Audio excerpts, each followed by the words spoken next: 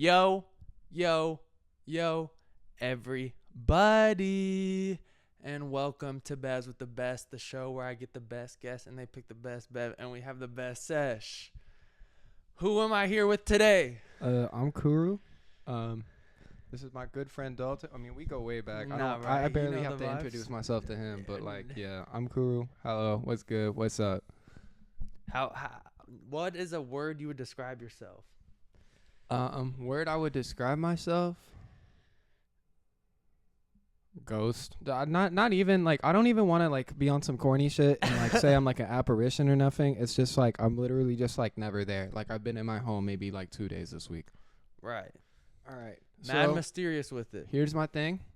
I have 2 beverages. I got one for me and one for Dalton. I got the Ito and Jasmine green tea. That's dead what I predicted. I told Vivid, I was like, they're about to pull out some jasmine green, like some freaky Nah, but it's not even on. Okay, so here's the thing. Here's my philosophy behind this, right? All right. So realistically, I could have picked this sweet drink. You know, there's like I'm trying to remember, bro. I wanted to go to this one cafe and get like this like matcha banana pudding shit, but like I don't think that really counted as a beverage. So, and I think having dessert for Bevs with the Best was a little OD. But here's the thing. I like this drink. It's not the sweetest thing in the world. Matter of fact, it's completely, however you feel about it, it may be like the best drink ever. It may just be like whatever, like it just exists. But you got to remember, tea is good for you. Mm-hmm. It got mad vitamin C. It got 270 milligrams in here. Right. That's 300% of your vitamin C intake. Right. And here's the thing. Here's the thing. You got to remember, we're in New York. These people's like diets consist of vapes and like Popeyes buy one, get one free on Uber Eats. Right. They are not getting their micronutrients. This is very important. Get more potassium in, get more vitamin C in. Exactly. Clock it. Exactly. And honestly, I've seen you drink this. I feel like with a lot of the other people, I've never seen them like use the drinks, but this I've literally seen you use. No, because I have to. It's refreshing. It's a good start to especially we're in the summer. You know, It's like sometimes I don't want something too sweet. I just want something to keep me afloat and hydrated, and I think this fits that. This ain't coconut water, but I hate coconut water. Low key. Oh yeah, I like that. I don't really. I mean, like I'm kind of. No, I like this one. Yeah, I like this one. Yeah. Nah. See, it's just It's very mild, but you can like tell it's just like like this is good for me, and it's not too bitter. Yeah, I feel like this one also matches you. Like this would be your type of flavor profile. Low key. Yeah, I mean, cause like I bake a lot and stuff like that, and like I do kind of use a lot more like Asian ingredients when it comes to baking. Like I think the last time I made something for you was like on some like ube cheesecake shit. Yeah. Nah, with a lot of the stuff like taro, like sesame, ube, I feel like I can't really pinpoint the flavor that those things are. So I'm not completely sure if I even like it. Okay, so I'm gonna explain one thing. Black sesame I will die for, but like the other thing about a lot of different like things that fall into that category, like taro is not really supposed to be a dessert. Ube kind of is because it's like a purple yam. Like people make sweet potato desserts. It's really just like a regional version of that. Taro is kind of just more like a root vegetable. So why people are making taro sweets, I don't really understand. It's kind of just like it's just kind of it's like, some engagement bait. They're like, what the hell is taro? So it's like white people boba spot fake Oriental vibes. Like, you know what I mean? Right. Now, what is your ethnicity like besides being the president of Wasia? Like, what is the true ethnicity? All right. So I'm Irish, Japanese, Chinese, and Indonesian, and like other mixed European somewhere within the Irish side, but mainly Irish. My pops grew up in Philly. My mom grew up in Indonesia. They were on like some crazy e-dater shit and like met in Singapore like 20 something years ago. Like AOL vibes. Like it's like insane. They were like the OG Discord e-daters, and like sometimes I think that's why I have like the root of my mental health issues, but it's cool. I still love them. And then you grew up in the DMV though. Yeah, pretty much. I grew up in the DMV, like Rockville. The only other person from Rockville is that I can think of off the top of my head that like was anywhere in music was like Lil Zelly, R.I.P. Not right. But then I ended up moving to the worst town ever because my parents relocated to Harper's Ferry, West Virginia, which is still like 50 minutes from D.C. Mm-hmm. But this was like midway through school and all that stuff. I don't know. It's whatever. With having all these different like ethnic origins and also just living in Maryland, how do you think that reflects in your music? Okay, so I mean, like, I feel like the DMV kind of shaped who I am as a person. Definitely you can hear the DMV stuff like in the flow and stuff, but is there like any Indonesian like music that resonates with you? Not really, because my parents and my grandparents were never really bumping Indonesian music and like stuff like that. Like, I was growing up, like, my dad would just be like accidentally like playing like Future and Young Thug and stuff like that on the radio. I would just pick that up just because I'm just like, oh, this is fire.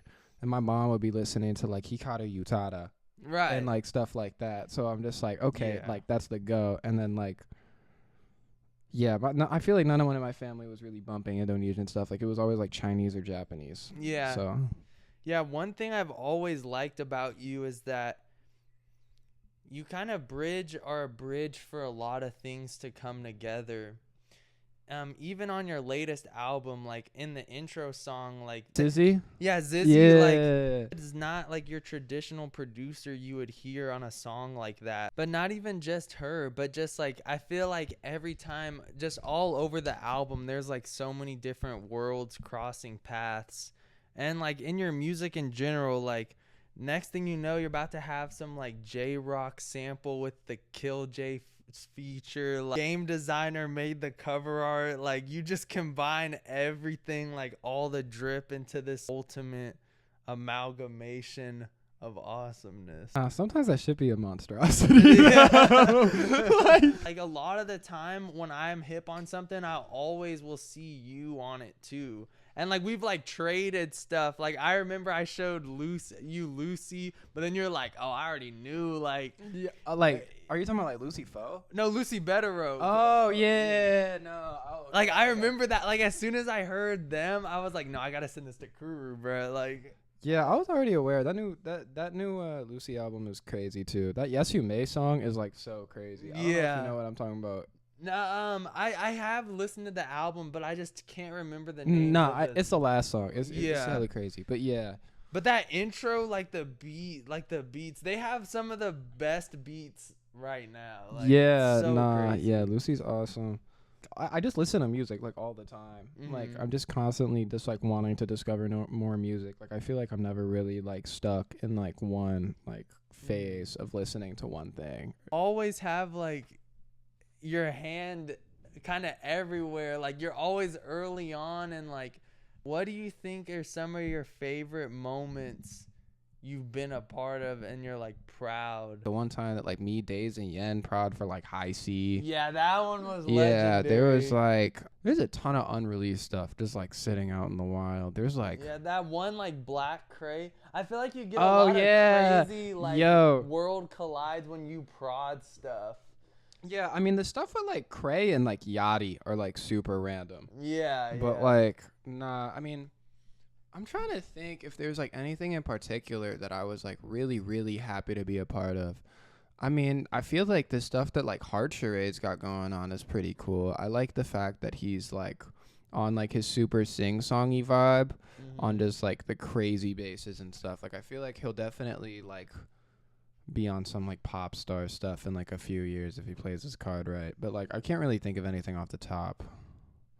It's really just like a lot of like the DMV stuff and like some of like the smaller scene stuff. Like I love working with people like and a lot of the Japanese guys. I really still like rock with like Astoro and like Lazy Doll and like that Japanese scene over there. They're really cool. All these different people that you're always collabing with. Like, what's your favorite people to work with? I feel like every single time me and Jack Zebra have made a song, it's been like dumb fast. Like Wake Up we made in like 15 minutes. Like that song is like 2 takes. I don't even think it was like 15 minutes actually. I think it was more like 10. Like we got that song done so fast. Lucy Bedrock's cool to work with.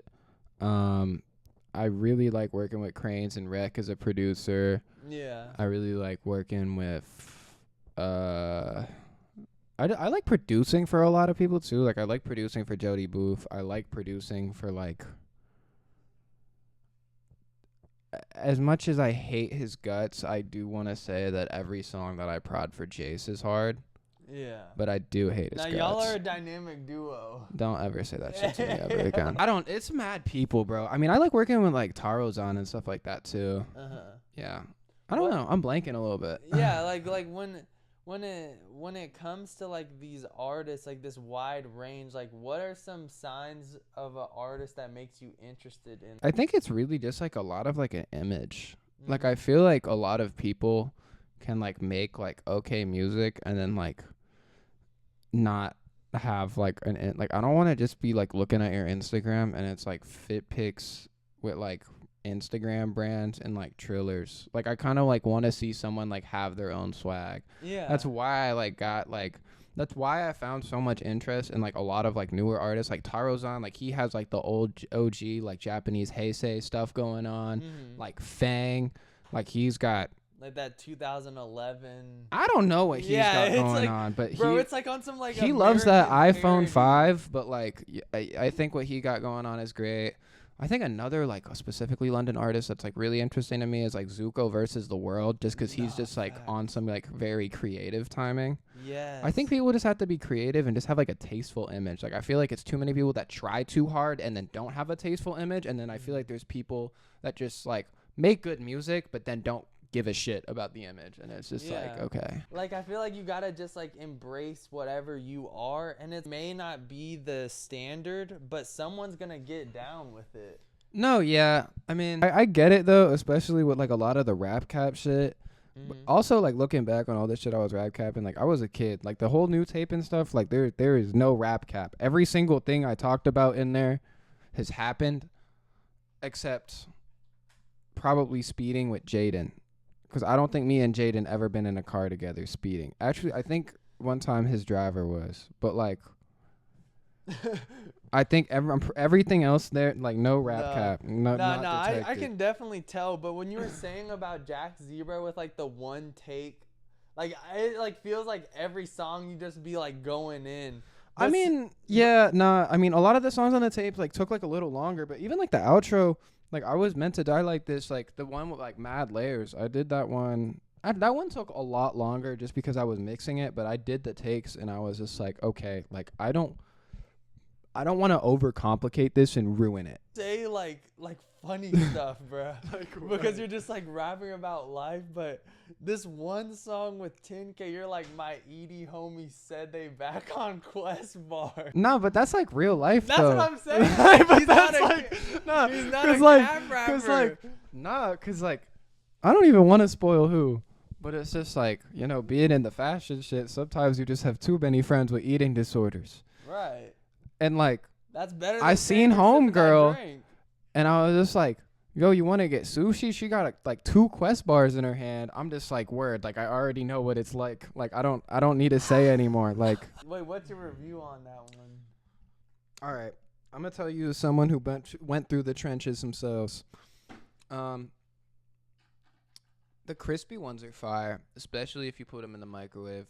But, like, all of the other ones are kind of dirt. The Bear Bells ones, I'll still have as, like, a snack occasionally. But I like the caramel banana one. But, like, I don't really go back to, like, protein snacks at all. They're all kind of, like, butt.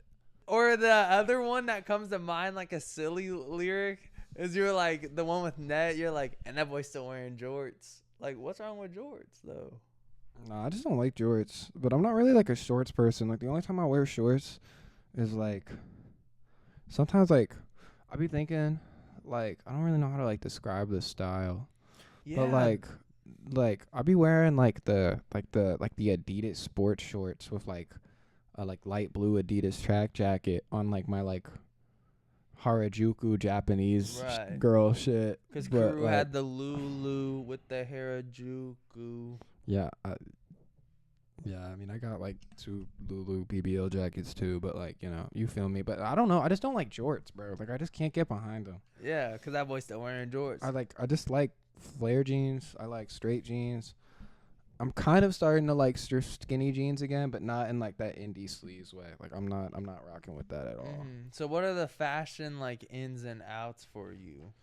Fashion's ins and outs. Well, actually, I just had to give Kuru a shout out on this. Like when we were talking about his lyrics, they did say one time that they had the Beauty Beast in 2021 though, and that is a fact. That is true. I did have the Beauty Beast in 2021. What's your thoughts on the current state of all the like archive fashion being someone that was so early on to it?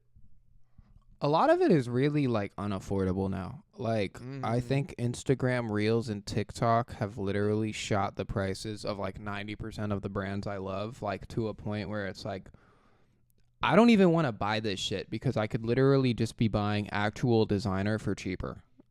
Like it just the like $600 futures. Like I'm not gonna sit here and like buy like a pair of like a 6 was 9 jeans for like $800. Like I remember when them shits were like $175. Like I don't want to buy a pair of Rico and slabs for like $800 when I was getting them off eBay because someone had a warehouse for $50. Like I don't.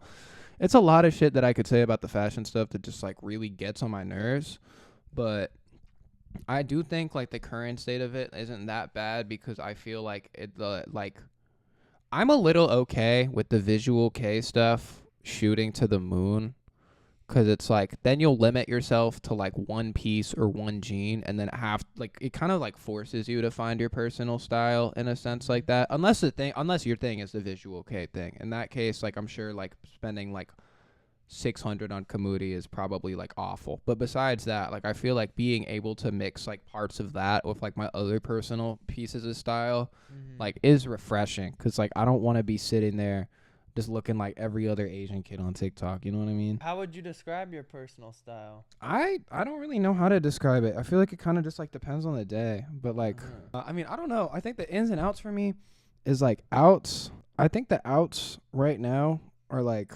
plain boot cut jeans, like not the flares, just like the plain boot cuts, like the white dad boot cuts. Old Navy. I think those are out for me at the moment. I think ins are like old Gap and like old Abercrombie, but like not like the fur hoodies, just like in general. Like I just think the old materials back then were like fire. I think the old Gap track jackets and stuff like that are all fire. I think polos are super in right now, but like in like a D squared type of way. I think D squared is in my heart right now. It has been for a while. I think Asics are very fire right now. I think Puma's fire right now. Right.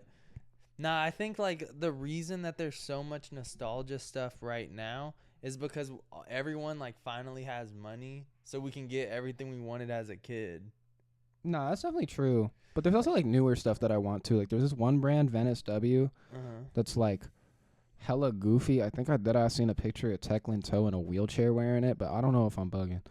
But I just love like a lot of like the kind of just like the funnier designs, like for like lack of like a word, not like funnier, but just like more playful. Less like, traditional. I think people are like, I feel like I either want to go out and I want to be like hella playful, or I want to be like mad serious. Like it's either like I'm having fun or I'm like emo. Like I think that's kind of how I would describe it, because it's just like stuff like, I don't really know how to describe it. Stuff like this is like, you know, like kind of like drapey, kind of like, I like, you know, that. That looks like something you'd wear. You feel me? Just like, okay, I guess the camera's not. Oh, there we go. But like, it's like, you know, kind of just like having fun with it again. Like not everything has to be like avant-garde, super serious. Like, all right, I'm wearing leather everywhere.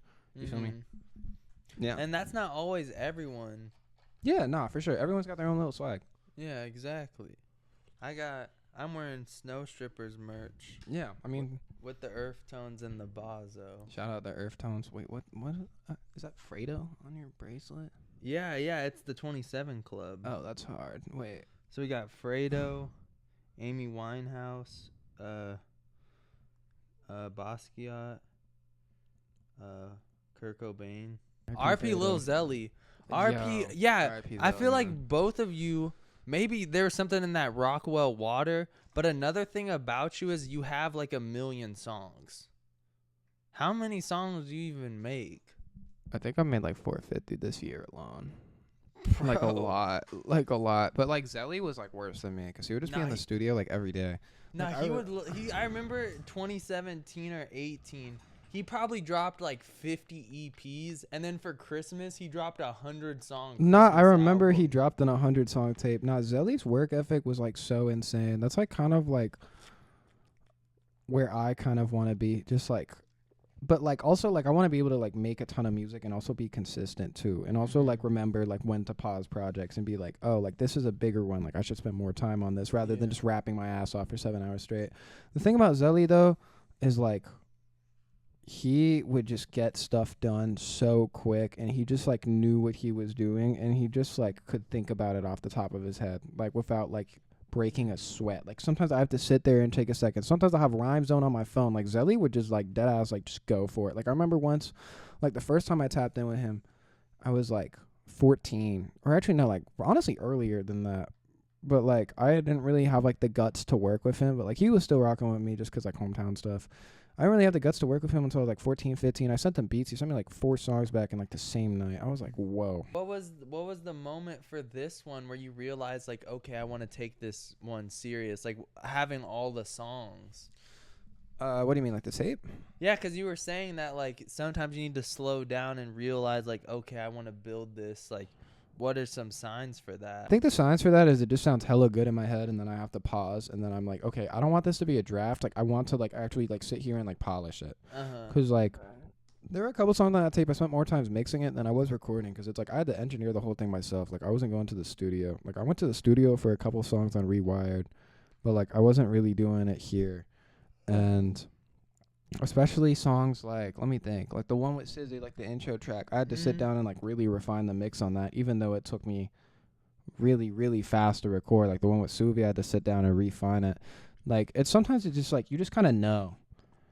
And I feel like every artist says this, like sometimes you just kind of know like in your head whether you think something's a hit or not. But like I felt with like a lot of that, I was just like, okay, like I gotta curate this to like be like, yo, like this has to be a part of it, because I want the tape to set me kind of like apart. I wanted it to kind of like set me free too from like doing too much of like the electronic stuff. Like I wanted Rewired to be like the showcase, and then I wanted Stay True Forever to be like, okay, like this is where we're at going forward. It's like Naruto before Shippuden. Right. I don't know why I said that. I don't even like Naruto.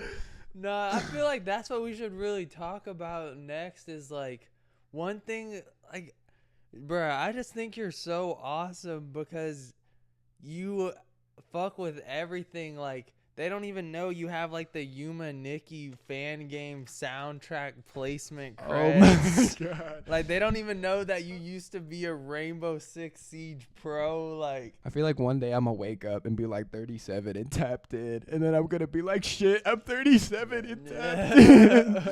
Nah, I mean the Yuma Nikki stuff is just like, yo, like I've just been playing that since I was a kid, and like the stuff I resonated with a lot, because like I felt like when I was a kid I would be like constantly getting stuck in like really, really vivid dreams. I don't really have that issue anymore.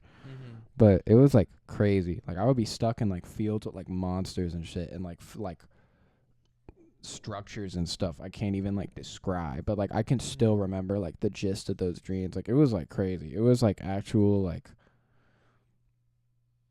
it was like acid trips like in my fucking dreams. But like I've never done acid, so like I could, maybe I couldn't describe it, but like the closest thing you could feel me. imagine. Yeah.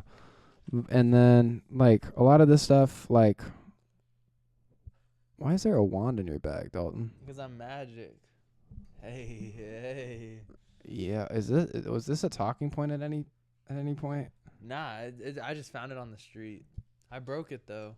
Oh, I thought you were about to ask me about like Madoka Magica or something. Oh, I was like, yeah, there you go. Look at you. You're a better interviewer than me. That was a perfect transition. So, Kuru, what do you think of Madoka Magic? I don't know, like top 3 anime. Like I really fuck with Hamura. I think it's like, I don't know. It's kind of I feel like for like my top 3 anime, I feel like that sits there. I think Fate, Heaven's Feel sits there. I honestly think, as much as I hate to say it, I think Hunter x Hunter fits there too. Yeah. Those are like all like I 3 feel like super goated. Hunter of like all the big shonen ones, I feel like that's just like That's the best shonen. Yeah, That's the best shonen. objectively. My uncle's still hooked on One Piece though. He's like still caught up to this day.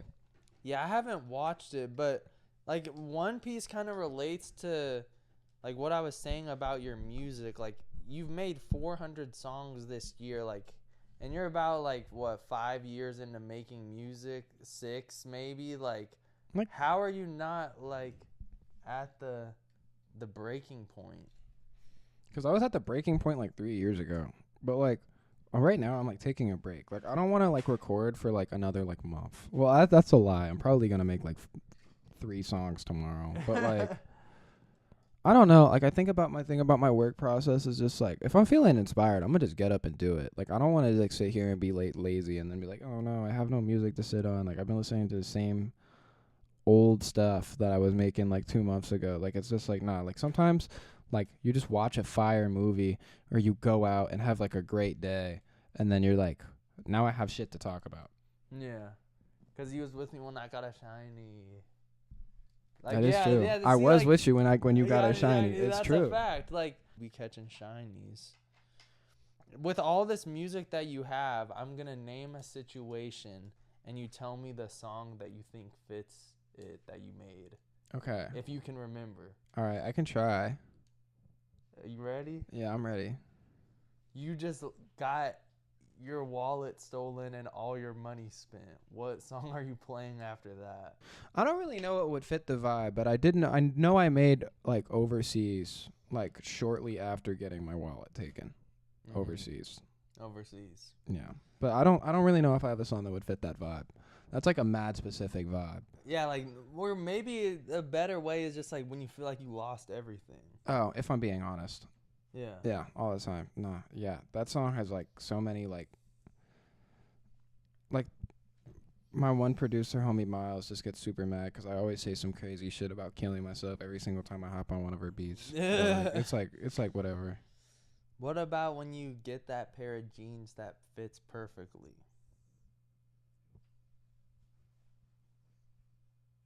Probably what I do. Just 'cause like, I don't know, I got a pair of jeans. I got to walk in a club now. Yeah. What? But that's low key like not even my real life though. Like I don't be going to the club. Like I hang out with my friends and like bake cookies. No, that's okay, at least now I do. I mean, before I was going to the club hella, but like now it's just like I want to sit down. I want to like make like red bean buns at home and then realize I don't have a mixing bowl. And then have to Instacart the mixing bowl, and then we're just all watching shit because we're waiting for the mixing bowl to get to the crib from the Instacart. But then we get so caught up watching stuff that we forget to actually bake. Yeah, and then that's we're a done. great day. And then we're done baking at like 6 a.m, and then everyone feels awful. And then and then everyone else has to take like a 1-hour commute home, but like at least I'm at home so I can like get in bed. I don't know. This is a really specific situation. No, this has happened multiple times. Yeah, that's what it's like when you come over here, bro. Yeah, no, I feel it. That is exactly what it's like. Because before I used to be outside doing all types of bullshit. I feel you on this like stay at home vibe. Like that right there sounded like a way better day than if I went to a concert. I mean, I be outside all the time, but like I don't be going to like events. Like when I'm outside all the time, like I'm going to go out and have myself like a nice dinner. Like I'm going to go try that diner I've been trying to go. No, we need to go to. I saw this Instagram reel. Ridgewood is really where, or Queens in general is where all the fire food is. It's like this Mexican brunch place where they have like these like corn pancakes. Do you know what I'm talking about? I actually did hear about it. I have never tried it yet, but there's a lot of good food in Queens. There's like a bagel spot in Astoria that has bulgogi bagels. Like I never heard about some shit like that in my life. Like they got Korean Jewish fusions now. Like this shit is crazy. What song plays in your head when you like eat a fire-ass meal? One of like the unironically, bro, one of the really freaky Tinashe songs. Oh, like Tuon plays in my head. Oh, by me? Oh yeah. Oh. Or not. I feel like I'd rather hear this. Wait, what's going on with Tinashe? Nah, but like there's sometimes the freaky ass Tinashe songs, like the backshot music be hella suitable for food. Right. Like when you eat that burger, you're like 8-inch big. Oof, that's a good pipe. I don't really like burgers. I want to debate you on this right now. I don't really like burgers that much. Word. But like, why? Cause I feel like I'm just not really like a beef person. Like every single time I want a sandwich, like I would rather get like a cold cut or like a chicken. No, that's crazy. I'm the same way. I don't like steak. I don't like none of that. But I like a burger or chopped cheese. Like, I think I just like Yeah. the meat needs to. I don't know, just the way that the burger or the part of the cow that it's from, like that part is fire. But like a steak, not it. Yeah, I don't really like steak. I feel like my thing about a burger is like, if you got a mid burger versus like a mid chicken sandwich, at least a chicken sandwich is still gonna taste like a chicken sandwich. Like sometimes you don't even taste the cheese or the meat. Sometimes it should just be tasting like bun, and then you just sit there and you're like, Yeah. why did I spend $8 on that mid ass And they burger? do And then be you're $8 just though. really disappointed because like you're full and like you want to eat something more because you're sad, but then your stomach hurts. So then like you're just kind of like sitting there. You're like, damn, like life is awful. Yeah. Okay. Let me ask you a question. What's a type of cuisine that you really, really want to try ever since you've like seen it somewhere? Like it can be like a Twitter post or like an Instagram reel, something like that. Like what's like a cuisine that you're really interested in trying that you never had the chance to just because you kind of just grew up on mainly just cooking at home? I want to eat some alligator. I need the alligator, the squid, The squid is fire. I do love I squid. need the rainicorn meat. That's one of my favorite videos I made was the video game food I would eat. Yeah, That's a good one. Okay. Dude, I'm telling you, that fucking fruit from Minecraft that makes you teleport, that shit is probably next level. I feel like that should just taste like lychee. No, I would say it's like ube. It kind of But looks ube like not even like a fruit though. That's like a yam. Like that's like sitting there and like you're putting like a sweet potato in the oven. So like, I Right. feel like that's gotta taste more like but a it's plum. it's not even from this dimension though. So No, it's I like feel you, got but I like feel a- like if we had like the equivalent of those, I feel like it would be like a plum. yeah, plums are underrated. Plums That's are a very fact. underrated. Okay, maybe enough food talk. Yeah, I don't know. Like before our music, like you were on the internet though, right? I was on the internet, but not like full time. Like I was like a gamer at night type vibe. Like I still Right. had like friends that I would hang out with, like my friend like Devin and like a couple other people that I haven't seen in like quite a while, low key. But I mean, I was just gaming at night and stuff like that. Like I wasn't like locked in like 24/7. Like I feel like by the time COVID hit, I was locked in 24/7 because I didn't have shit to do. Right. Like everyone. I feel like I always like what got me in the internet was like anime editing. Well, no, it was YouTube first. So I was like making YouTube, Yeah. and then I like found like the anime editing community, and that like progressed into music. Like everyone has like a origin around us from like either Minecraft or like anime or COD or like. But you just instantly started making music. Mine was like a weird mix of, well, no, not instantly though, because I was still playing games before that, but I wasn't like online like as a gamer besides like the time I was playing Rainbow Six Siege. Like that was shortly before I made music, Right. if that makes sense. No, I see. So, but like everything else was like casual, but like I had already done like my deep dives. Like I knew about like Yume Nikki and all them shits in like 2015, like all of like the niche animes and shit I was waking. All the RPG Maker games, like I was reading stuff like Aria, like stuff like that. But like I kind of like got like more like I was in the internet culture. I just wasn't on it all the time because it's like I was playing like CS, Minecraft, like Destiny, like all that type of stuff. Like I feel like the real entry for me was like Club Penguin.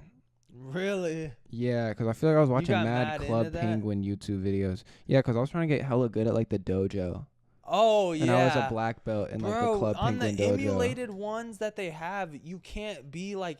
I remember there was like this fire ninja, water ninja. Yeah, you can't do that no more. Yeah, like they just only have you go up to black belt. Shit is fucked up. Pretty ass. But like I feel like that is like it was a little interesting of a standpoint because the Minecraft shit was just like I was just playing like MCSG a ton. I think me and Glow were talking about this. Really, you were Like you were on that, MCSG was like like solar, crazy. bro. Solar Flare, like he's like one of these MCSG like UHC YouTubers. he got me into anime because his skin was Kaneki from Tokyo Oh, Ghoul. I actually do remember who you're talking about. That's crazy. Yeah, he like had Kaneki as his skin, and that's what taught me what anime was. Yeah, I mean, I feel like the stuff that really got me into the internet, like like all of like the MCSG and shit like that, was probably like, yo, low key, you seen that video of popular MMOs getting arrested? Oh nah. Yeah, nah, popular MMOs got arrested. Why? He was like drunk and like fried like on the floor somewhere. But like Oh geez. that shit I was never watched crazy. him. Yeah, I mean, I never used to watched, watch the him like mod crazy. YouTubers, bro. I only watch like PvP. I was fucking with the mod shit a lot too because like I think like around COVID, I like decided I was gonna be a comp sci major, but I think that was literally just like because my brain was fried from being on the internet so much. I'm like really glad I didn't go through with that. Yeah.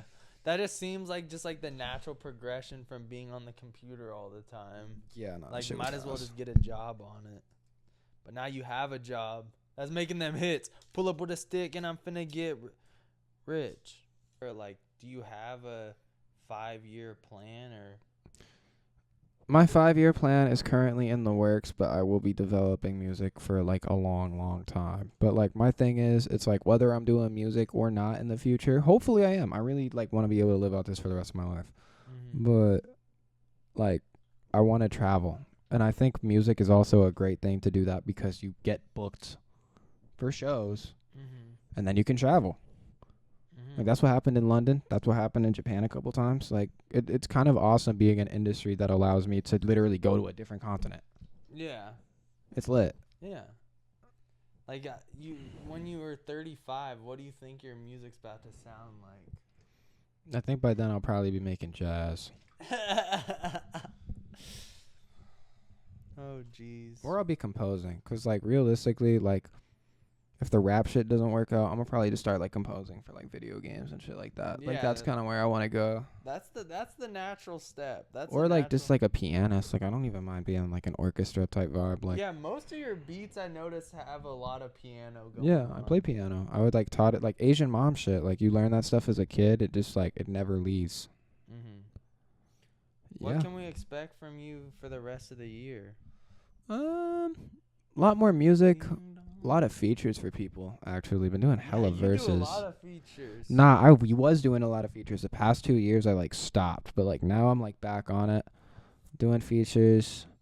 I got a lot of shit with people. I mean, I'm pretty sure Jane talked about the one song on Indie Rock that we scrapped or some shit. Yeah, with you. she did. Yeah. I think, yeah, you were supposed to get on that one where she was like, I want to eat his banana like a minion. She said that? Yeah, I don't know if that was for the open. That's what she said in the interview. That Yo, if she said that, I'm gonna have to have a talk with Miss Remover, bro. Yo, that's crazy. Yeah, that's a real lyric. I was supposed to be on that song? Yeah. Yo, I need to call Jane after this. That shit is gas. You gotta hear that one. I'm gonna play it after this. Yo. All right. Well, yeah, but a lot more music. I mean, kind of going for everything. Probably a couple more, like, game composing stuff. I'm going to do more stuff for Tukey. I kind of want to start, like, an art project or something. I don't want to say get into, like, graphic design, but yeah, I'm going to figure something out. I want to work out something with fabrics, but not, like, clothes. You feel me? I'm seeing what like, I want to, like, say like here some felt. Like, you're, like, drawing with No, I'm kind of bored. I want to fuck around and make a rug. Okay, I see it. Because it's like I'm looking at my living room right now. I need this to have a rug. What if I just made the rug? But like I don't know. I mean, because I used to make like my own pillows and stuff. Oh shit. Yeah, like they are. I don't have them anymore. But like when I was back home, like I would sell all my own pillows. I made like 6 of them. What the heck? Yeah, it was fire. But I don't You know. are an amalgamation of monster. But yeah, no, you'll see a lot of me this year. Don't worry, I'm not going anywhere. And more clothes shit too. What's your message for the people? My message for the people, don't ever kill yourself because you never know when some dumb shit is going to happen. Like, I feel like the reason to keep living is to just keep watching funny shit happen around you. Like, if you kill yourself, then you run out of funny shit happening. And then that's just, like, lame. Because it's just, like, then everyone, like, going to see it. Everyone else is going to see that funny shit. And then they're gonna be Yeah. like, yo, but you weren't there. You were dead. So it's like, if you kill yourself, you're gonna miss out on like all of the dumb shit. Like a piano could like fall on top of like Yeah, that's how your I want to homie's die. car. I Like, literally want to die like that. I want yeah, like exactly. a Like piano or an bro, like you never anvil. know when some dumb shit is gonna happen, bro. I Like want to slip on a banana peel. like you could see two Asian dudes fighting outside an White Castle for the last slider. Like it's always some funny shit happening. Like you just Yeah. can't miss out on that. That's my message to the people. Besides that, Dalton, thank you for having me. This is Bevs with the best. Shout out the best host. I think I got a good dev, and I hope everyone has a wonderful day.